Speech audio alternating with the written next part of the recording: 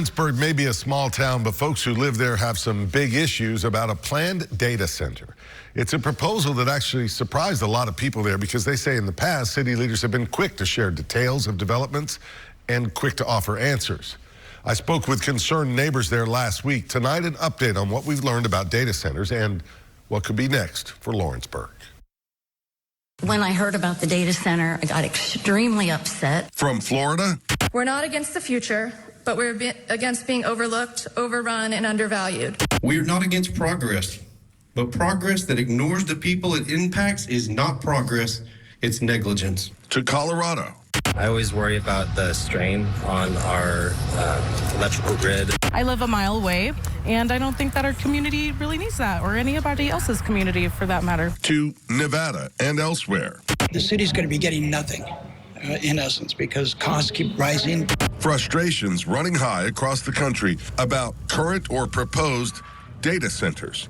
Places with populations in the hundreds of thousands sharing the same sentiment as neighbors in Lawrenceburg, a city of just 11,000, as data centers pop up all over the country.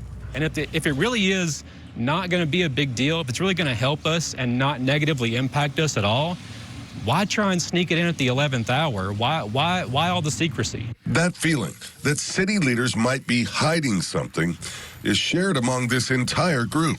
Even several months after a rezoning ordinance was passed, changing a plot of land along Flatwoods Road from residential to light industrial to pave the way for the city. The folks we talked with say other projects that have come into Lawrenceburg recently, including an Aldi grocery store and a Waffle House, have been heavily publicized.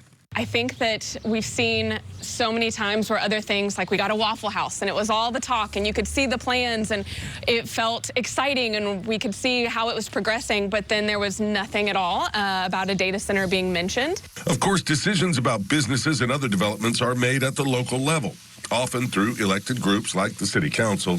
So we took those concerns to Mayor Blake Lay's office to get to the bottom of those feelings of secrecy. We initially had a meeting set up with Mayor Lay for the same day as our chat with these concerned neighbors, but we were told he couldn't make it. So we rescheduled for the following week, giving him a few more days to prepare. Then on the morning of that interview, set to take place via Zoom, the mayor canceled again, saying he had been called away because of his full-time job. Disappointing news, considering how vocal his constituents have been, many against the entire project, others just wanting more information. It's worth noting, city leaders did post a required notice about first steps for that data center, which was to rezone a parcel of land. It appeared in Lawrence County Advocate in December. The mayor's office even sent us a copy of that notice, as well as a photo of a sign posted at the data center site. But initially, the phrase data center was never mentioned. We also received a written statement from Mayor Lay's office providing more details about the proposal. We learned it will be a 5-megawatt cloud storage data center spanning about 60,000 square feet. The land was bought from a private landowner. While visiting town squares, some of the concerns this cross-section of locals shared with us focused on the environment and the center's water usage, especially because many rely on well water. As a farmer, I'm concerned not only for the aquifer, because if they closed loop system, they put the water back in the ground again, that's going to affect my well. We're a rural county. Most of our county is on rural wells. That closed loop system, according to the mayor's office, will use between 10 and 15,000 gallons of water a day. Lawrenceburg Utility Systems tells us it can treat up to 9 million gallons a day if necessary. I spoke with the utility's Director of External Relations, Cameron McCanless, about LUS's involvement in the project as it stands now. Yeah, it's one of those things where we've got a job to do to serve our customers.